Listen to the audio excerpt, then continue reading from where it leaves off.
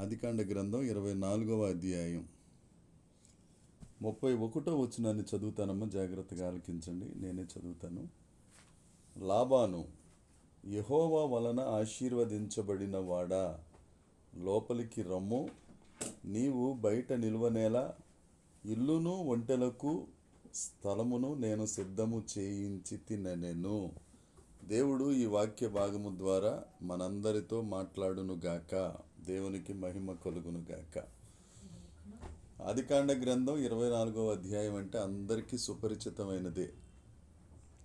Abraham గారి ప్రధాన దాసుడైన Eliezer గారు అబ్రహాం గారి కుమారుడైన ఇస్సాక్ గారి కొరకు భార్యను వెతకటానికి ఆయన ప్రయాణం మొదలుపెట్టి వెళ్ళి ఆయన దేవుని దగ్గర ఒక సూచన అడుగుతారు. ఏంటి ఆ సూచన అంటే, ప్రభువా, నీ దాసుడు నువ్వు చాలా ఆశీర్వదించావు, ఆయన కుమారుడి సహధర్మచారిని కొరకు నేను వెళ్తున్నాను. నీ చిత్తం ఎవరైతే ఉన్నారో వారు వచ్చి నాకు ఈ ఒంటెలకు నీళ్లు తోడేటట్లుగా నువ్వు ఎవరినైతే నాకు కనుపరుస్తావో, ఎవరినైతే చూపిస్తావో వారే ఇస్సాక్కి భార్యగా ఉంటారని చెప్పి దేవుని దగ్గర ఒక సూచన పెడతారు. అలాగే రిబ్కా వచ్చి మొత్తం అక్కడున్న 10 ఒంట్లకు, తర్వాత ఎలియాజర్ గారితో వచ్చిన పరివారం అంతటికి ఆవిడ నీళ్లు తోడి ఇచ్చారు. ఇది చాలా భయంకరమైన పనిది. మనుషుల కంటే నీళ్లు తోడివ్వచ్చు, స్నానానికైనా తోడిచ్చేయచ్చు నీళ్లు. అందులోనూ ఈ రోజుల్లాగా స్విచ్ చేస్తే మోటార్లో నీళ్ళు వచ్చే రోజులు కాదు అవి. పోనీ చేద పట్టుకుని బకెట్ పట్టుకుని తోడే రోజులు కూడా నూతులు కాదు అవి. అవి దిగుడు బావులు అంటారు. అంటే కిందకి దిగెళ్ళి అక్కడి నుంచి కడవ లేకపోతే కొండ లేకపోతే బింది ఏదో ఒకటి నెత్తి మీద భుజం మీద ఎత్తుకుని తీసుకొచ్చి పైకి పోయాల. మనుషుల కంటే పర్వాలేదండి, పోసేయచ్చు. ఒక్కొక్క ఒంటే 600 లీటర్ల నీళ్లు తాగుద్ది. ఏమండి, 10 ఒంట్లు ఉంటే 6000 లీటర్ నీళ్లు తోడాలి, మనుషులకు నీళ్లు తోడాలి. ఒక ఆడపిల్ల వల్ల అయ్యే పనా? ఈ రోజుల్లో అప్డేటెడ్ వెర్షన్ ఆడపిల్లలైతే ఇక చెప్పక్కర్లేదు. వాళ్ళు అన్నం తినటం కూడా చాలా జాగ్రత్తగా తింటారు, చాలా పొందిగ్గా తింటారు. ఎక్కువ తింటే ఇబ్బంది అయిపోద్ది అన్నట్టుగా తింటారు ఇప్పుడు ఉన్న వాళ్ళందరూ. కానీ ఆ రోజుల్లో రిబ్కా గారు అంత గొప్ప పని చేసింది కనుక ఎలియాజరు ఆమెను తన యజమాని కుమారునికి భారీగా అడగటం కోసం లాబాను గారి ఇంటికి వెళ్తాడు. ఈ వెళ్ళే క్రమంలో రిబ్కా గారికి బహుమతులు ఇస్తారు. అవన్నీ అయిపోతాయి. ఇవన్నీ మీకు తెలిసినవే. మీరు ఎందుకంటే చాలా పెద్ద క్రిస్టియన్స్, మీ అందరికంటే నేనే కాస్తంత జూనియర్ క్రిస్టియన్ని. అయితే అక్కడికి వెళ్ళిన తరువాత 31వ వచనం జాగ్రత్తగా గమనిస్తే లాబాన్ అంటాడు ఎలియాజర్ గారిని పట్టుకుని, యెహోవా వలన ఆశీర్వదించబడిన వాడా. ఎలియాజర్ని, అబ్రహాం గారి పెద్ద ఇంటి పని మనిషి ఇంకైనా పెద్ద దాసుణ్ణి పట్టుకుని యెహోవా వలన ఆశీర్వదించబడిన వాడా అనేసరికి ఎలియాజర్ గారు అవక్కయ్యి, బాబు లాబాన్ గారు, నేను కాదండి, నా యజమానుడిని దేవుడు ఆశీర్వదించాడు, నా యజమానుడి సరిహద్దులు దేవుడు విశాలపరిచాడు, నా యజమానుడిని ఇంట 318 మంది సైనికులు ఉండేటట్టుగా దేవుడు దీవించారండి. మా యజమానుడి గారి ఇంటి దగ్గర రోజుకు 400 మంది, పూటకు 400 మంది భోజనం చేస్తారండి. నా యజమానుడు అంత బహుగా ఆశీర్వదించబడిన వాడు, ఆయన ఆశీర్వదించబడిన వాడు కానీ నేను కాదండి అని అంటే, లాబాన్ అంటాడు, ఆయన ఆశీర్వదించబడిన వాడే, ఆయన దగ్గర ఉన్న నీవు కూడా ఆశీర్వదించబడిన వాడవే. నువ్వు ఐగుప్తు నుంచి వచ్చినా, నువ్వు దమస్కు నుంచి వచ్చినా, నువ్వెక్కడి నుంచి వచ్చినా అబ్రహాం గారి దగ్గర నువ్వు ఉన్నావు.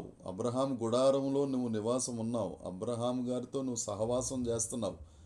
అబ్రహాము గారు చెప్పిన పనుల్లా నువ్వు చేస్తున్నావు కాబట్టి నీవు కూడా ఆశీర్వదించబడిన వాడవే, లోపలికి రా అన్నది సందర్భం. దీని బ్యాక్గ్రౌండ్ అది. అయితే అబ్రహాము కల్దీల దేశం నుండి ఊరు నుండి బయటకు వచ్చినప్పుడు అబ్రహాం గారితో పాటు వరుసకు కుమారుడైన లోతును తీసుకుని వచ్చాడు. ఎలియాజర్ కంటే లోతు అబ్రహాం గారి దగ్గర ఉన్నాడు. చిన్నతనం నుంచి అబ్రహాం గారి చెప్పు చేతల్లో పెరుగుతూ, అబ్రహాం గారి మోచేతి నీళ్లు తాగుతూ, అబ్రహాం గారి ఆహారం తింటూ, అబ్రహాం గారి కనుసన్నల్లో బ్రతికినవాడు లోతు. అయితే అసలు ఇస్సాకుకి, అబ్రహాము కుమారునికి సంబంధం మాట్లాడడానికి ఎవరు వెళ్ళాలి అని అంటే అబ్రహాము గారి రక్త సంబంధి కుమారుడైన లోతు గారు వెళ్ళి మాట్లాడాలి లాబాను గారితో. లోతు ఆ అవకాశాన్ని పోగొట్టుకున్నాడు. ఈ మాట అంటున్నందుకు దయతో నన్ను క్షమించండి. పనివాడు పాలేరైన ఎలియాజరు ఆ ఆశీర్వాదాన్ని పొందుకున్నాడు. దేవునికి స్తోత్రం కలుగునుగాక. మన దేవుడు ఎంత గొప్ప దేవుడు అంటేనండి, విరిగి నలిగిన హృదయం కలిగిన వారిని, ఆయన ఎదుట తగ్గించుకొనిన వారిని, ఆయన ఎదుట దీన మనసు కలిగిన వారిని, ఆయన ఎదుట సాత్వికం కలిగిన వారిని ఉన్నతమైన స్థితిలోనికి నిలబెట్టే గొప్ప దేవుడు యేసుక్రీస్తు ప్రభు ఒక్కరే. ఇహలోక దేవతలన్నీ ధనాన్ని చూస్తాయి, జ్ఞానాన్ని చూస్తాయి, పర్సనాలిటీని చూస్తాయి, అందాన్ని చూస్తాయి. కానీ యేసుక్రీస్తు ప్రభు అది చూడరు. యెషయా గ్రంథంలో ఉంటుంది, విరిగి నలిగిన వారిని చెర నుండి విడిపించడానికి 61వ అధ్యాయం 1-2 వచనాలు తర్వాత అవకాశం ఉంటే గుర్తుంటే చదవండి. యెషయా గ్రంథం 61వ అధ్యాయం 1-2 వచనాల్లో ఈ మాట ఉంటుంది. యేసుక్రీస్తు ప్రభువు కూడా ఎందుకు వచ్చారు అంటే దీనులకు సువర్తమానము ప్రకటించుట కొరకు వచ్చిన వారు యేసుక్రీస్తు ప్రభు. ఇప్పుడు లోతును వెంట పెట్టుకొస్తే, లోతు అబ్రహాం గారు తన పెదనాన్న కుమారుడికి సంబంధం చూడడానికి వెళ్ళడం పోయి, లోతు అబ్రహాం గారితో గొడవ పెట్టుకుని, లోతు సొగసుగా కనపడుతున్న సొదొమ గొమొర్రాల వైపు వెళ్ళిపోయాడు. ఆశీర్వాదం పోగొట్టుకుని పాపం వైపు వెళ్ళిపోయాడు. పైగా ఆ లోతు అక్కడికి వెళ్ళి ఆ సొదొమ గొమొర్రాల్లో ఏమైనా సుఖంగా ఉన్నాడా అని అంటే సుఖం లేదు, పాడు లేదు. లోతు నీతిమంతుడే. పేతురు గారు అంటారు మొదటి పేతురు పత్రికలో, లోతు నీతిమంతుడే. కానీ ఆ సొదొమ గొమొర్రాల్లో చేస్తున్న దౌర్భాగ్యపు పనులు, వ్యభిచారపు పనులు, పాపపు క్రియలు ఇవన్నీ చూసి అక్కడ ఉండలేకపోతున్నాడు, కానీ బయటికి రాలేకపోయాడు. ఎందుకు బయటికి రాలేకపోయాడు అని అంటే, లోతుకు సొదొమ గొమొర్రాల వాళ్ళు ఒక మంచి పదవి ఇచ్చారు. ఏంటి? పెద్ద మనిషి. లోతు సొదొమకు ఒక పెద్ద మనిషి, న్యాయం తీర్చేవాడు అని ఒక నేమ్ బోర్డు పెట్టేసరికి ఆ పదవి విడిచి బయటికి రాలేకపోయాడు. ఆఖరికి ఇతర రాజులు వచ్చి భార్యా పిల్లల్ని ఎత్తుకెళ్ళిపోయినా భార్య పిల్లల్ని తీసుకెళ్ళిపోయినా కానీ వాళ్ళని ఏదో రకంగా కాళ్ళు ఏళ్ళలో పడి అబ్రహాం సహాయంతో ఇడిపించుకోవడానికి ఇష్టపడ్డాడు, కానీ కుటుంబం అంతా సొదొమ నుంచి బయటికి రావడానికి ఇష్టపడలేదు. దేవుని యందు ప్రియమైన వర్లారా, మనకి లోకం ఎప్పుడు చాలా బాగా కనపడుతుంది. మొదటి నుంచి జరుగుతున్నది కూడా అదే. ఏదేం తోటను చూసుకుంటే ఆదాము అవ్వలకు దేవుడు కొన్ని ఆజ్ఞలు ఇచ్చాడు. అవ్వతో దేవుడు ఎప్పుడు మాట్లాడారు అని అడగొద్దు. ఆదాం గారికి చెప్పాడు, ఆదాము అవ్వమ్మ గారికి మొత్తం విశదీకరించలేదు అనడానికి ఏ కారణం లేదు. ఆయన చెప్పాడు మొత్తం ఇలా ఉండాలి, ఏదేం తోటలో ఉండాలంటే ఇలాంటి క్వాలిఫికేషన్స్ ఉండాలి, ఈ అర్హతలు ఉండాలి, ఇవన్నీ తినొచ్చు, ఆ చెట్టు ఫలం మాత్రం మనం ముట్టుకోరాదు. దేవుడు ఎప్పుడు సాయంకాల పూటన మన దగ్గరికి వస్తాడు, మనతో సహవాసం చేయటానికి వస్తాడు, ఆయనతో మనం సహవాసం చెయ్యాలి అని ఇవన్నీ చెప్పాడు. చెప్పినా కానీ అవ్వ ఆ సొగసైన మాటలు, కుయుక్తి కలిగిన మాటలు, ఇది నిజమా? మీ దేవుడు ఏం చెప్పాడు? ఈ పండు దినాన చచ్చిపోతాడని చెప్పి అవ్వమ్మంటే అతనంటాడు, అపవాదంటాడు. చచ్చిపోతారా? అలాంటిది ఏముంటుంది? చచ్చిపోరే అనే మాటకు లాలన మాటలు. లోకంలో అన్నీ లాలన మాటలే ఉంటాయి. లోకంలో అంతా పాపము కంటికి సొగసుగా కనపడుతుంది. పాపము పాము లాంటిది అని సామెతల గ్రంథంలో ఉంది. అది జాగ్రత్తగా వచ్చి కరిసేంత వరకు బాగానే ఉంటుంది. కరిసిన తర్వాత విషమెక్కితే ప్రాణం పోద్ది. పాపంతో ఆడుకునేవాడు, పాముతో ఆడుకునేవాడు ఒకటే. పాపం చేస్తున్నారు తొలి రోజుల్లో, మొదటి దినాల్లో చాలా హ్యాపీగా ఉంటుంది, చాలా సంతోషంగా ఉంటుంది. ఏమండి, తాగినవాడు సముద్రం మీద పడుకున్నప్పుడు ఆహా ఎంత బాగుందన్నట్టుగా పాపం కూడా చాలా సంతోషంగా ఉంటుంది.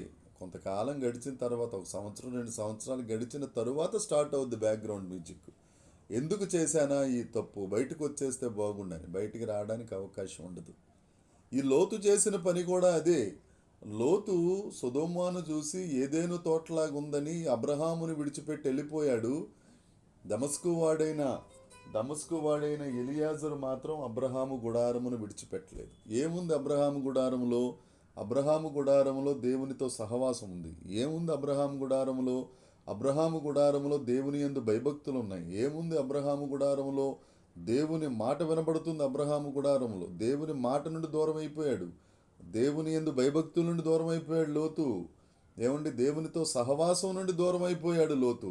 కానీ పాలేరైన దాసుడైన పనివాడైన ఎలియాజరు మాత్రం, అన్యుడైన ఎలియాజరు మాత్రం దేవుని మాటలు వినడానికి గుడారంలో ఉన్నాడు.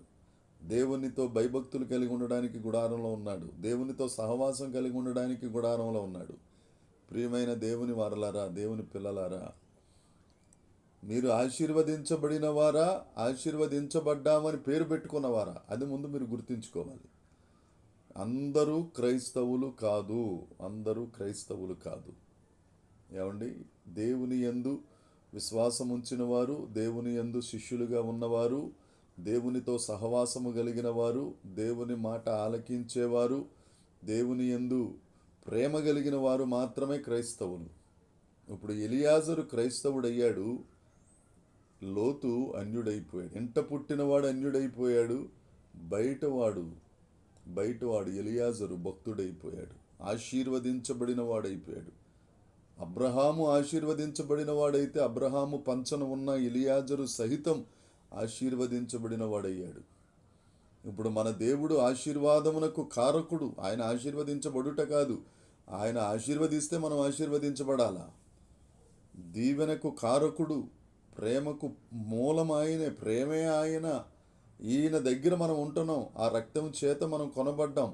ఆ విమోచన క్రయధనం మనకు చెల్లించబడింది. మనం ఏదో వెండి బంగారముల చేత కాదు కానీ, పేతురు గారు 1వ అధ్యాయం 1వ పత్రికలు అన్నట్లు నిష్కళంకమైన రక్తము చేత, అమూల్యమైన రక్తము చేత మనము కడుగబడిన వారము, కొనబడిన వారము. అలాంటి మనం ఆ ఆశీర్వాదమునకు కారకుడైన ఆశీర్వాదమైన రోమాపత్రిక 9వ అధ్యాయంలో పౌలు గారు ఏమంటారు? రోమా సంఘంతో, క్రీస్తునందుంటే, క్రీస్తే మీలో ఉంటే వాగ్దానములన్నీ అవునన్నట్టుగా ఉన్నాయని ఆయన అంటారండి. వాగ్దానాలు యేసయ్య మనలో ఉంటే చాలు. బైబిల్లో ఉన్న 1230 వాగ్దానాలు మనయే. మళ్ళీ మనం పనిగట్టుకుని నీకు విరోధముగా రూపించబడిన ఆయుధం వర్ధిల్లదు, పర్వతములు తొలగిపోయిన మెట్టలు తత్తరిళ్ళ కృప తొలగిపోదు, యెహోవా నా కాపరివి, దేవా నువ్వు నా కన్నీటిని సంతోషంగా మారుస్తావు, నా తల మీద నిత్యానందం ఉంచుతావు, నా కుమారులను దాదులు ఎత్తుకుంటారు, నా పిల్లలను రాణులు ఎత్తుకుంటారు, వారి తమ పాదములు నాకెదరు. ఇలాంటి వాగ్దానాలన్నీ మనం వల్లించి ప్రార్థన చేయవలసిన, దేవుడికి రెఫరెన్సులు చెప్పాల్సిన అవసరం లేదు. చాలామంది ప్రార్థన చేస్తున్నప్పుడు ఏమని చెప్తారండి బాబు? యోహాను సువార్త 1వ అధ్యాయంలో 1వ వచనంలో ఏముంది తండ్రి? ఆది యందు వాక్యం ఉండని కదా ప్రభు అని దేవుడికే చెప్తుంటారు. దేవుడు రాసిన పరిశుద్ధ లేఖనాలు మళ్ళీ దేవుడికే చెప్తుంటారు, టీచర్ గారి పాఠాలు చెప్పినట్టు. ఏమండి, వాగ్దానాలు కాదు, దేవునితో సహవాసం ఉండాలి. ఈ దమస్కు వాడైన ఎలియాజరు ఎంత భక్తిపరుడంటే, అపోస్తల కార్యాలు 9వ అధ్యాయంలో ఒక సందర్భం ఉంది. అపోస్తల కార్యములు 9వ అధ్యాయం తీద్దామమ్మా. అందరి దగ్గర బైబిళ్ళు ఉన్నాయమ్మా? సెల్లల్లో బైబిల్ చూస్తున్నారా అమ్మా? హలో, ఉన్నాయని మీరు చెప్పడం కాదు. ఎస్తేరమ్మ గారు, సుజాతమ్మ గారు, రమ్య గారు, రెప్కా గారు, పండు గారు, మాచవరపు ఎస్ వారు చెప్పాలా. మా అందరి దగ్గర బైబిళ్ళు ఉన్నాయా? బైబిళ్ళు అది బైబులే, సెల్లే. చాలామంది ఈ మధ్యన సెల్లల్లో రెఫరెన్సులు చూసేస్తున్నారు. చాలా తప్పది. పరిశుద్ధ లేఖనమే. నేను ఇప్పుడు ఒక షర్టు నెట్లో చూసుకున్నాను. ఆ షర్టు నేను ధరించినట్టు కాదు కదా. మాట్లాడట్లేదు మీరు. అవునన్నయ్య, నీకే సౌండ్ ఎక్కువలాగా ఉంది భాగ్య. మిగతా వాళ్ళు ఎవరు మాట్లాడట్లేదు. ఇస్తేరమ్మ కూడా మాట్లాడట్లేదు. ఆఖరికి వినపట్లేదు. చాలామంది మీ షోలు, ఆ షోలు ఇవన్నీ చూసుకుని సెలెక్ట్ చేసేసుకుంటుంటారు బట్టలు. అవి మన దగ్గరికి వచ్చి ధరిస్తే వేసుకున్నట్టు, లేదంటే లేనట్టే కదా. మీ షో ఎలా తెలుసా నన్ను అడగండి మళ్ళీ మీరు. అపోస్తల కార్యములు 9వ అధ్యాయం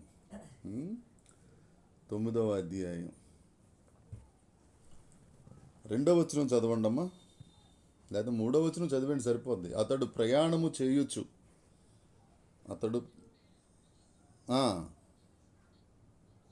ఎక్కడికి వచ్చాడమ్మా? దమస్కు దగ్గరకు వచ్చినప్పుడు అకస్మాత్తుగా ఆకాశము నుండి ఒక వెలుగు అతని చుట్టూ ప్రకాశించెను. ఆ దమస్కు వచ్చిన దగ్గరే ఎందుకు ప్రకాశించాలి? ఏమండి, పౌలు గారు సౌలుగా ఉన్నప్పుడు అక్కడ ఉన్న క్రైస్తవులుగా మారిన వాళ్ళని, క్రైస్తవులుగా పాటలు పాడుతున్న వాళ్ళని, వాక్యం చదువుతున్న వాళ్ళని, వీళ్ళందరినీ చంపేయాలి అని ఒక ఆజ్ఞ తీసుకుని బయలుదేరి వస్తున్నాడు.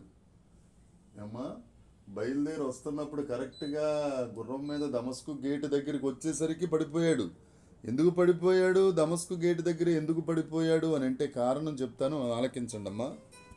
ఏమిటా కారణము అని అంటే, ఇప్పుడు ఎలియాజర్ గారి దాసుడి పేరేంటి? లాబాను గారి దగ్గరికి వెళ్ళి యెహోవా చేత ఆశీర్వదించబడిన వాడని పిలువబడిన ఆయన పేరు ఎలియాజరు. ఆయన ఊరు దమస్కు. ఆయన మంచి ప్రార్థనాపరుడు. ఏమని ప్రార్థన చేసేవాడు తెలుసా? ప్రభువా, తండ్రి యేసు ప్రభువా, నువ్వు నన్ను రక్షించుకున్నావు, అన్యుణ్ణైన నన్ను ధన్యుణ్ణి చేసుకున్నావు, మంచిదే. కానీ నా దమస్కు ఊరంతా మారిపోవాలి తండ్రి. ఆ మార్గాన్ని ఎవరు వెళ్ళినా కానీ నిన్ను నమ్ముకోవాలి ప్రభువా. ఆ గాలి తగిలితే చాలు తండ్రి, పాపాలు పోయి పరిశుద్ధతలోకి రావాలని ప్రార్థన చేసిన ప్రార్థనా పరుడు ఈ ఎలియాజర్ గారు. ఆ ప్రార్థనా ప్రభావమే ఈ పౌలు గారు, సౌలుగా ఉన్న పౌలు గారు ఆ దారి గుండా వెళ్తుంటే ఆ గాలి తగిలి ఆ గడ్డ మీదకి వచ్చి దెబ్బకి ఆ ప్రార్థనా ప్రభావం వలన ఆయన అపోస్తలుడుగా మారిపోయాడు. దేవునికి స్తోత్రం కలుగునుగాక. అబ్రహాము గుడారం దగ్గర ఉంటే ఎంత భాగ్యమో చూడండి ప్రియులరా. అబ్రహాము గుడారము అని అంటే నువ్వు దేవుని సన్నిధిలో ఉంటే, వాక్యపు వెలుగులో మన బ్రతుకుల్ని చూసుకుంటే, ఆయనతో సహవాసంలో గడిపితే. ప్రార్థన అంటే ఏంటి? ప్రార్థన అంటే మరి మీరు ఎలా చేస్తారో కొంతమంది మా ఇక్కడ ఆంధ్ర తెలంగాణలో చేస్తారు. ప్రభువా, నన్ను దీవించు, నా భార్యను దీవించు, పెద్ద కొడుకుని కలెక్టర్ని చేయి, కూతుర్ని డాక్టర్ని చేయి, డూప్లెక్స్ బిల్డింగ్ ఇవ్వు, ఇంట్లో కుక్కలు ఉండాలి, ఇంటి బయట మొక్కలు ఉండాలి. ఇదే ప్రార్థన. ఇది ప్రార్థన కాదు, ఇది దేవుడు ఎండకూడాను. క్వశ్చనే లేదండి. ఇలాంటి ప్రార్థనలు దేవుడు ఎండు. ప్రార్థనలు చేసే పద్ధతి ఒకటి బైబిల్లో ఉంది. నాగమణి అమ్మని, నాగమణి చెల్లమ్మని మా సంఘంలో ఒక చెల్లమ్మ ఉంది. ఇస్తేరమ్మకిను భాగ్య గారికి తెలుసు. ఒక ఆవిడ గురించి ప్రార్థన చేస్తుంది. మస్తాన్ బి అని ఒక చెల్లి కోసమని, కడుపులో కొద్దిగా బాధగా ఉంది, కడుపులో నొప్పి వచ్చిందని. ఈ నాగమణి మస్తాన్ బి కడుపు నొప్పి తగ్గాలి తగ్గాలి తగ్గాలి తగ్గాలి తగ్గాలి తగ్గాలి అని ప్రార్థన చేస్తుంటే, మస్తాన్ బి గురించి కళా దర్శనం మాట్లాడడం దేవుడు మానేసి తన కూతురు గురించి మాట్లాడాడు దేవుడు. రాత్రే జరిగింది ఇది. ఏంటట? దేవుడు దర్శనం చూపించింది ఆ అమ్మాయికి. తన కూతురు కుటుంబం మారిపోయి, మా సంఘం 9 గంటలకు ప్రారంభమైంది అని అంటే 9 గంటలకి అందరికంటే ముందు కుటుంబం వచ్చి దేవుడిని ఆరాధిస్తున్నారు. దీన్ని బట్టి మీకు అర్థమైంది నేను చెప్పదలుచుకుంది ఏంటంటే, మనం ఇతరుల కొరకు మనం ప్రార్థన చేస్తే, ఇతరుల కొరకు ఏమని దీవించమనో, ఆశీర్వదించమనో, రక్షించమనో ప్రార్థన చేస్తే, దేవుడు మొదట మనల్ని, మన కుటుంబాన్ని రక్షిస్తాడు, దీవిస్తాడు, ఆశీర్వదిస్తాడు. భక్తులందరూ, పరిశుద్ధ లేఖనాల్లో భక్తులందరూ చేసిన పని అదే. నేను విస్తరించి చెప్పదలుచుకోలేదు. ఒక 10 నిమిషాలే చెప్దాం అనుకున్నాను. మరలా నేను వేరే దగ్గర చెప్పాలి. అయితే పాలేరు పరిశుద్ధుడైపోయాడు, ఇంటవాడు బయటోడైపోయాడు. తప్పిపోయిన కుమారుడు ఉన్నాడు. ఇంటి ఆస్తి పంచుకుని లోకాసు వార్త 15వ అధ్యాయంలో ఉంటుంది ఈ మాటలు, ఈ ఉపమానం. చిన్న కొడుకు ఆస్తి మొత్తం పంచేసుకుని బయటికి వెళ్ళిపోయిన తర్వాత పందుల దగ్గర తిని పందులు తంతుంటే తప్ప బుద్ధి రాలేదు ఆయనకి. ఆ బుద్ధి వచ్చినప్పుడు ఏమని ఉంటుందంటే, అక్కడ బుద్ధి వచ్చినప్పుడు నేను నా తండ్రి దగ్గరికి వెళ్ళి ఏమని చెప్తానని ఒక స్క్రిప్ట్ రెడీ చేసుకున్నాడు. చాలామంది ప్రార్థనకు కూడా రెడీ చేసుకుంటారు నోట్స్ రాసుకుని. 18వ వచనం 15వ అధ్యాయం లోకాసు వార్త. నేను లేచి నా తండ్రి యొద్దకు వెళ్ళి, తండ్రి, నేను పరలోకమునకు విరోధముగాను నీ ఎదుటను పాపము చేసి తిని, ఇక మీదట నీ కుమారుడిని పెంచుకొనుటకు యోగ్యుడను కాను. నన్ను నీ కూలి వారిలో ఒకనిగా పెట్టుకొనుమని అతనితో చెప్పుదుననుకుంటే స్క్రిప్ట్ రాసుకున్నాడు ఈయన. ఇలా రాసుకుందాం. కొంతమంది కూడా ప్రార్థనలో చాలా చాలా గ్రాంధికమైన మాటలు, అర్థం కాని మాటలు మాట్లాడుతుంటారు. దేవుడికి కూడా అర్థం అవుద్దా అని. నీ గుండెల్లో నుంచి వచ్చే ప్రార్థన దేవుడు వింటారు. నీ కన్నీటి ప్రార్థన దేవుడు ఆలకిస్తారు. నువ్వు గుండెలు బాదుకుని దేవుని దగ్గర ప్రాధేయపడటం దేవుడు చూస్తారు. అది పరిసైడు ప్రార్థన అవుద్ది. లేదు అంటే సొంకరి ప్రార్థనే దేవుడు వింటాడు. అయితే మొత్తానికి వెళ్ళిపోయాడు, బయలుదేరి వచ్చాడు. పరిగెట్టుకుని వస్తూ ఉంటే దూరాన తండ్రి చూచి 20వ వచనం లోకాసు వార్త 15వ అధ్యాయం 20వ వచనం. వాడు ఇంకా దూరముగా ఉన్నప్పుడు తండ్రి వానిని చూచి కనికరపడి దూరంగా ఉన్నప్పుడే తండ్రి ఆయన గారిని చూచి కనికరపడి, రోడ్డు మీదకి వెళ్ళలేదండి. ఈయన వెళ్ళి ఏదో చెప్దాం అనుకున్నాడు, స్క్రిప్ట్ అదేం వినలేదు. దూరాన ఉన్నప్పుడే వెళ్ళి, ఆస్తి పోగొట్టుకున్నా తిరిగి వచ్చేసారు అబ్బాయి అని ఆయనకు ఒక ఉంగరం ఇచ్చాడు. ఇంకేమిచ్చారు? ఒక వస్త్రం ఇచ్చారు. ఇంకేమిచ్చారు? చెప్పులు ఇచ్చాడు.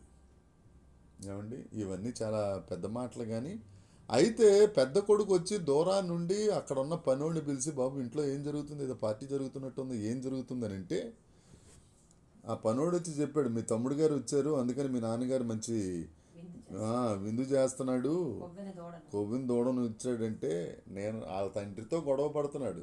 తప్పిపోయిన కుమారుడు తండ్రిని రోడ్డు మీదకి తీసుకురాలేదు, కానీ ఇంట్లో ఉన్న కొడుకు మాత్రం తండ్రిని రోడ్డు మీదకి తీసుకొచ్చేసాడు. తీసుకొచ్చి తండ్రి రోడ్డు మీదకి వచ్చిన తర్వాత ఈ పెద్ద కొడుకు అంటాడు, నేను నీతో వాయిస్ బ్రేక్ అవుతుందమ్మా, దేవునికి స్తోత్రము. ఇక్కడ మంచి వర్షం పడుతుందమ్మా, సిగ్నల్స్ అంత కట్ అయిపోతుంది. యేసు నామమున సిగ్నల్ మంచిగా ఉండును గాక. పరిశుద్ధాత్మ దేవుడా, మీరే ప్రతి ఒక్కరికి సహాయము చేయుదురు గాక. ఆమేన్, ఆమేన్. చూడండి అమ్మా, ఇప్పుడు ఎలా ఉంది? దేవునికి స్తోత్రం, దేవునికి స్తోత్రం, దేవునికి మహిమ. పెద్ద కొడుకు తండ్రిని రోడ్డు మీదకి రప్పించాడండి. తప్పిపోయిన కొడుకు తండ్రిని రోడ్డు మీదకి రప్పించలేదు.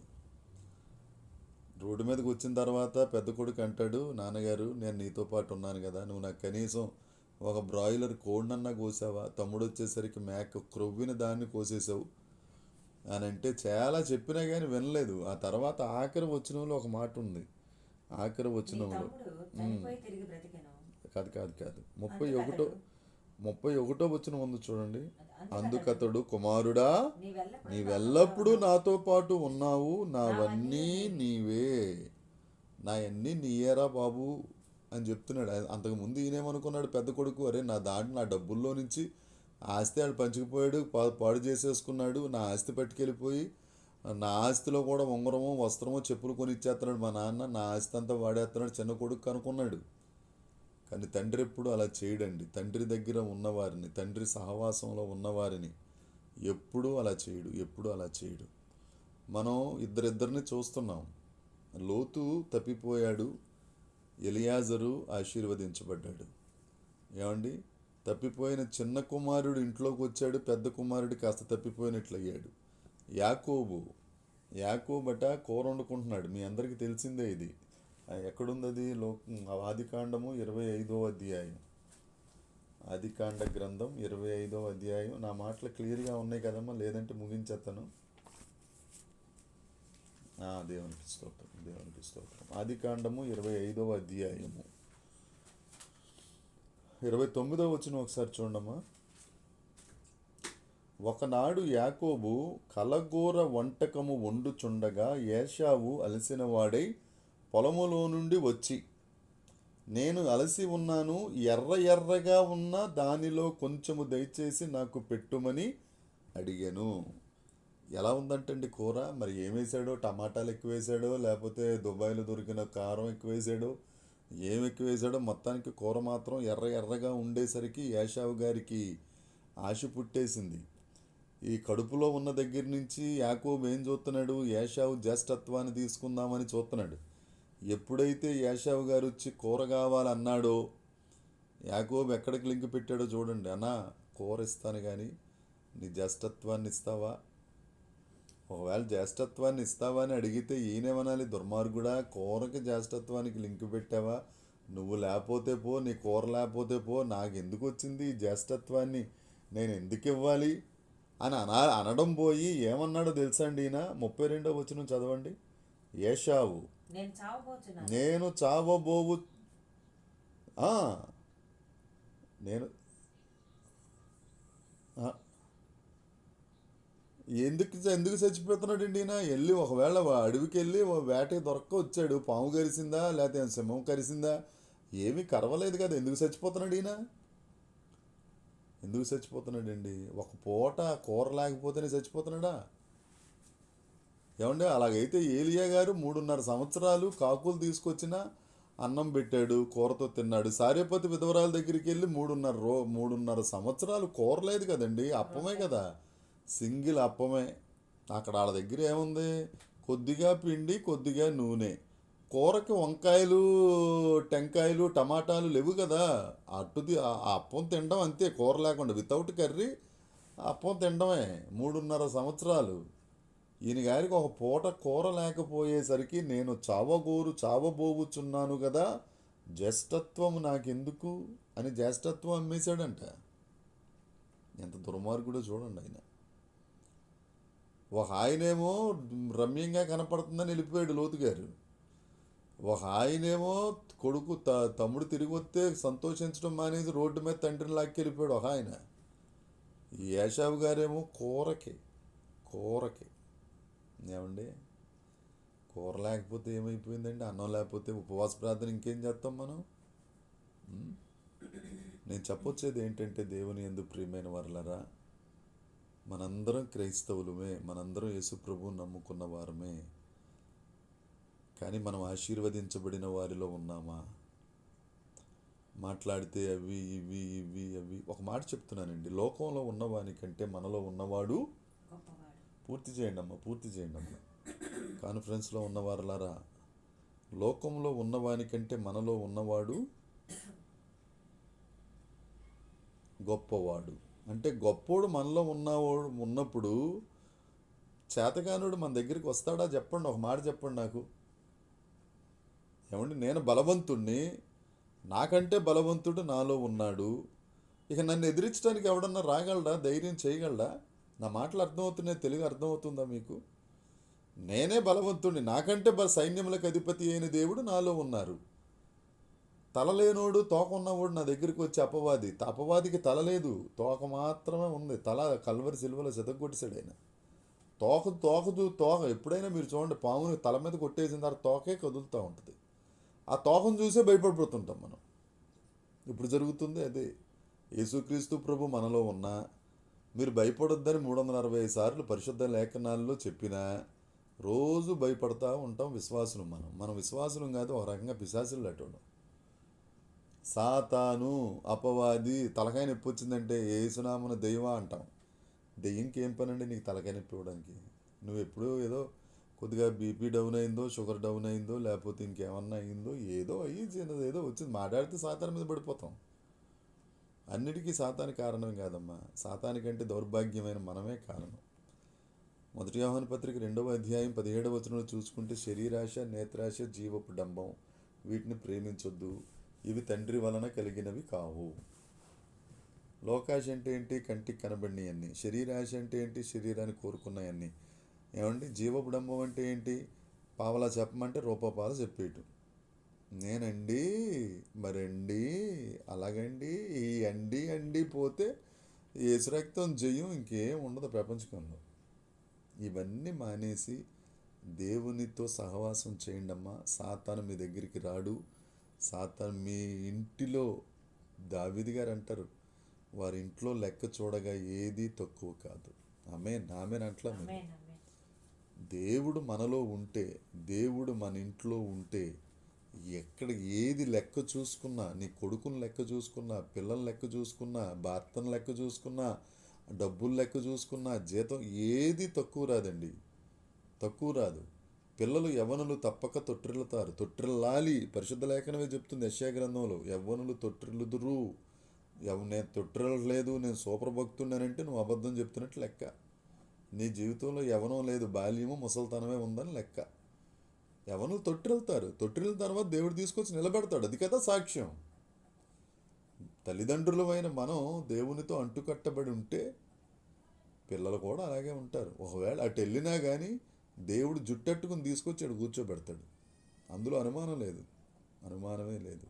కాబట్టి మన దేవుడు గొప్ప దేవుడు, మన దేవుడు సజీవుడైన దేవుడు. ఆయన ప్రేమకు హేతువు లేదు, ఆయన ప్రేమకు సాకులు లేవు. ఆయనే ప్రేమై ఉన్నాడు, ఆయన నిన్ను ప్రేమిస్తున్నాడు. ఆయన రక్తంతో నిన్ను నన్ను కొనుక్కున్నాడమ్మా, ఆషమాషి కాదు.